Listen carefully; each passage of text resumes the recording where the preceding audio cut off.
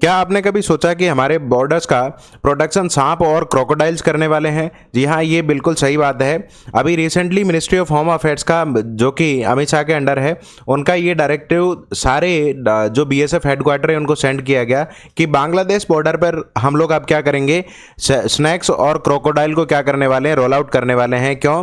क्योंकि कुछ एरियाज ऐसे हैं जहाँ पर फेंसिंग बहुत डिफिकल्ट है, फ्लडिंग बहुत फ्रीक्वेंट है, मतलब बाढ़ बहुत ज़्यादा आती है, तो वहां पर फेंसिंग करना पॉसिबल नहीं है। तो हम लोग क्या करेंगे, प्रोटेक्शन का एक नया तरीका निकालेंगे जिससे इलीगल इमिग्रेंट इसको क्या ना कर पाए, क्रॉस ना कर पाए। तो वहां पर क्या करेंगे, करे जाएंगे, जो वेननमस स्नेक होंगे, क्रोकोडाइल्स होंगे, ये क्या कर सकते हैं वहां पर नेचुरली, अगर कोई क्रॉस करेगा तो उस पर अटैक भी कर सकते हैं, वो हो सकता है इनके डर से क्रॉस भी ना करे। तो ये नया डायरेक्टिव आया है, इसको हम लोग डिटेल में देखते हैं। प्लस हम लोग ये भी डिस्कस करेंगे कि वर्ल्ड में ऐसा पहले कभी कहीं हुआ है क्या।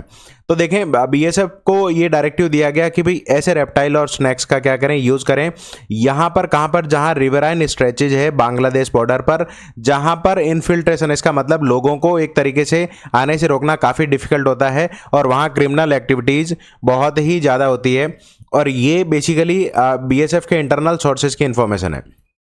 अब ये डायरेक्टिव दिया किसने? ये डायरेक्टिव दिया है हमारे होम मिनिस्टर अमित शाह ने, और उन्होंने ऐसा बोला कि बीएसएफ हेडक्वार्टर्स को कि जितना हो सके जहां पर फेंसिंग करना, इसका मतलब जैसे मान लो ये बॉर्डर है, अगर यहाँ फेंसिंग पॉसिबल नहीं है, इधर भी रिवर है, इधर भी वेटलैंड है, कंप्लीट एक तरीके से मडी स्ट्रेचेज हैं, ये जो बीएसएफ पर्सनल्स हैं इनको जाना बड़ा डिफिकल्ट होता है। और यहाँ पर कई बार ऐसा देखा भी गया है कि एक तरीके से जो बीएसएफ के पर्सनल जाते हैं तो इलीगल जो ड्यूर जो होते हैं, घुसपैठिए, वो इन पे अटैक कर देते हैं, तो देखा भी गया है। और कई फ्लड में भी इनके एक तरीके से डेथ हो जाती है। तो इस मेजर के लिए, इनको रोकने के लिए क्या करा, जहां पर फेंसिंग पॉसिबल नहीं है वहां पर क्या करो, जहरीले सांप और मगरमच्छ को वहां पर क्या कर दो, छोड़ दो, तो जिससे क्या हो, एक तरीके से इनका ऑपरेशनल पर्सपेक्टिव पता लगे और लॉन्ग टर्म में क्या ये चीज़ सस्टेनेबल है क्या, उसको पता किया जा सके, ऐसा किया गया। अब मैं यहाँ पर ये बात डिस्कस करना चाहता हूँ कि पहले ये चीज़ कभी डिस्कस कर या फिर ऐसी वर्ल्ड में इंप्लीमेंट की गई है क्या? हाँ, देखें, ट्रंप का ये प्लान था कि यूनाइटेड स्टेट्स में इलीगल इमिग्रेशन बहुत लार्ज स्केल पे होता है। इलीगल लोग घुसपैठिए यहाँ पर आ जाते हैं और वहाँ पर क्या करते हैं, क्रिमिनल एक्टिविटीज में पार्टिसिपेट करते हैं। तो उनका ये प्लान था कि कैसे भी करके एक ऐसा सेंटर बनाया जाए, जैसे मान लो ये डिटेंशन सेंटर है, इसके चारों तरफ पानी है, वेटलैंड है, और पानी में अगर मगरमच्छ होंगे, सांप होंगे, पाइथन होंगे, तो वो आदमी अगर इस डिटेंशन सेंटर से भागेगा तो जाएगा कहाँ? ये बेसिकली सांप होंगे, एलिगेटर्स, ये इसको क्या करेंगे, मार देंगे, या फिर इसको अगर बाइट कर लेते हैं तो भी आदमी मर ही जाएगा। तो इस मोटिव का एक तरीके से एक फ्लोरिडा में डिटेंशन सेंटर बनाया, उसका नाम रखा इन्होंने एलिगेटर एल्करेज, एल का ट्राइज। बेसिकली ऐसा क्यों रखा? क्योंकि ये जो डिटेंशन सेंटर था, इसके चारों तरफ वेटलैंड थी, इस वेटलैंड में क्या था, पानी वगैरह था। अब इसमें एलिगेटर, क्रोकोडाइल, पाइथन वगैरह नेचुरल डिटरेंट इन्होंने छोड़ दिए।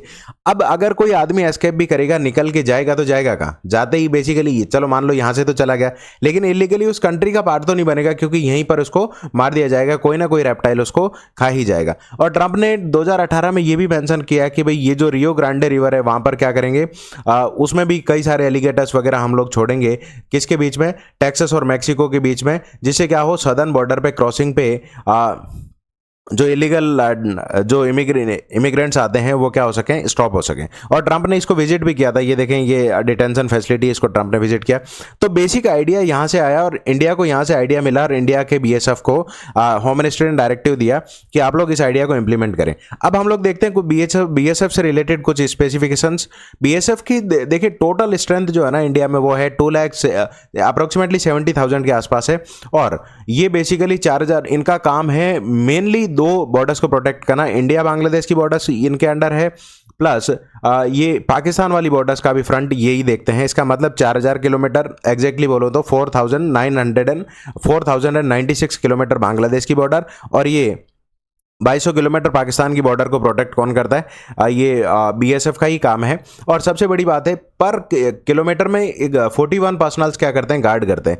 अब एक सबसे इंपॉर्टेंट चीज़ यहाँ आती है कि बीएसएफ के पास में इतनी कडार नहीं है, स्ट्रेंथ नहीं है कि वो इतने बड़े लार्ज एरिया पे क्या करें, मैन पावर डिप्लॉय करें। और सबसे बड़ी बात, इनका मेजर पार्ट तो जो है वो कहाँ पर लगा हुआ है, नॉन बॉर्डर गार्डिंग में, मतलब गार्ड ऑफ ऑनर में हो गया, सेरेमोनियल ड्यूटीज़ में हो गया, इंटरनल सिक्योरिटी हो गया, मतलब डिस्टर्ब्ड एरियाज हो गए, एंटी नक्सलाइट ऑपरेशंस में ये है, इलेक्शन मैनेजमेंट में इनका लार्ज स्केल पे रोल रहता है और ओवरसीज पीस कीपिंग में भी इनके कई पर्सनल्स हैं। तो यहाँ पर ये बात इंपॉर्टेंट हो जाती है कि इनके पास पर्सनल्स की ऑलरेडी कमी है, तो ये किस तरीके से बॉर्डर मैनेजमेंट में और इफेक्टिव हो, तो उस इफेक्टिवनेस को बढ़ाने का एक तरीका ये दिया गया है। अब सबसे बड़ी बात है कि यहाँ पर इनकी एज को लेके भी एक बहुत बड़ी बात है कि 20% बीएसएफ के पर्सनल 45 से 60 की उम्र के हैं और अनदर 20% है वो मेडिकली अनफिट है। इसका मतलब 40% तो आप देखें एक्टिवली वर्क करने में काफ़ी एक तरीके से डिफिकल्ट है। 45 to 60 वैसी एज्ड पॉपुलेशन है, एज्ड मैन पावर है, प्लस 20% तो मेडिकली अनफिट है,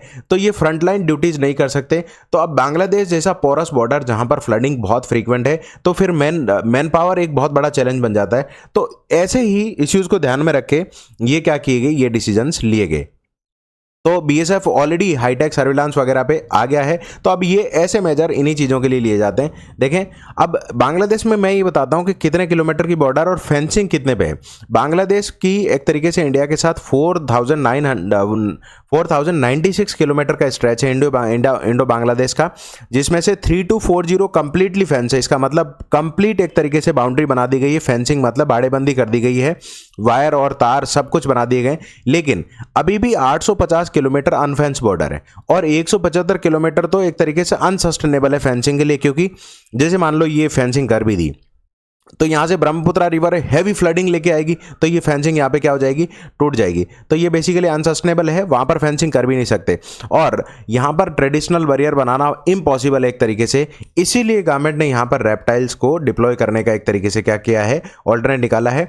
और अगर मान लो ये रेप्टाइल डिप्लॉय करते हैं और ये प्लान सक्सेसफुल हो जाता है, तो होगा क्या, इससे इंडिया के एक तरीके से ये जो बांग्लादेश के इलीगल इमिग्रेंट्स इंडिया में आ जाते हैं बिना किसी एक तरीके से कोई वैलिड डॉक्यूमेंट के, इनको यहाँ पर रोकने में बहुत बड़ी एक तरीके से ईज होगी, क्योंकि ये इस पोरस बॉर्डर का जहाँ पर फेंसिंग पॉसिबल नहीं है उसका यूज़ करके इंडिया में आ जाते हैं और इंडिया में क्रिमिनल एक्टिविटीज़ और अदर एक्टिविटीज़ में भी इनका लार्ज स्केल पे रोल रहता है। तो यहाँ पर ये समझने वाली बात होगी कि ये जो मिनिस्टेरियल प्लान है ये यहाँ पर इंपॉर्टेंट तो हो सकता है, लेकिन इसका इम्प्लीमेंटेशन बहुत अच्छे तरीके से करना होगा।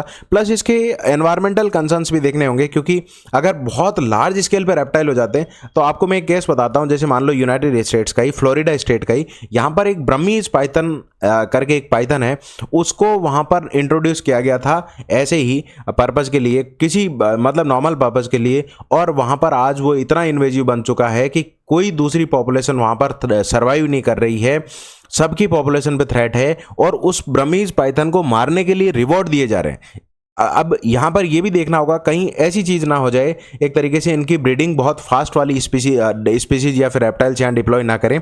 ऑल्दो पॉइजनस हो कोई दिक्कत नहीं है, लेकिन मुझे ऐसा लगता है इस तरीके की एक्टिविटीज़ या फिर इस तरीके के कंसर्न्स गवर्नमेंट को ध्यान में रखने चाहिए, तभी जाके चीज़ें क्या हो पाएगी, काफ़ी इजीली एक तरीके से टैकल हो पाएगी। तो आप लोग क्या सोचते हैं, कमेंट करके मुझे ज़रूर बताएं। ऐसे इश्यूज़ को मैं डिटेल में एनालाइज करता रहता हूं और भारत सिविल अफेयर्स को सब्सक्राइब जरूर करें। Thank you.